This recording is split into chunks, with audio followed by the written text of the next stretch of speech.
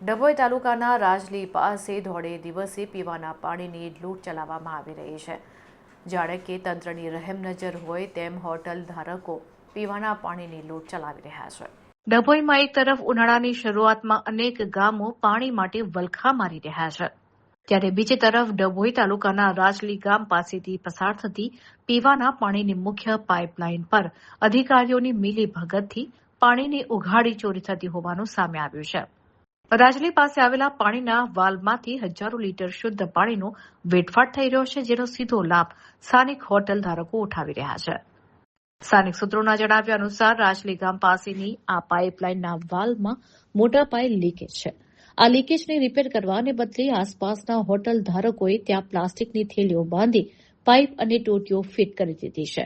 આ વ્યવસ્થા દ્વારા હોટલોમાં મફતનું હજારો ગેલન પીવાનું પાણી પહોંચાડવામાં આવી રહ્યું છે.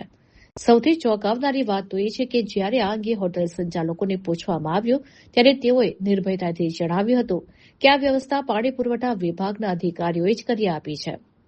રોજનું હજારો ગેલન શુદ્ધ પીવાનું પાણી ગટરમાં વહી રહ્યું છે, ત્યારે હોટલ ધારકો તંત્રના આશીર્વાદથી મફતનું પાણી વાપરી રહ્યા છે.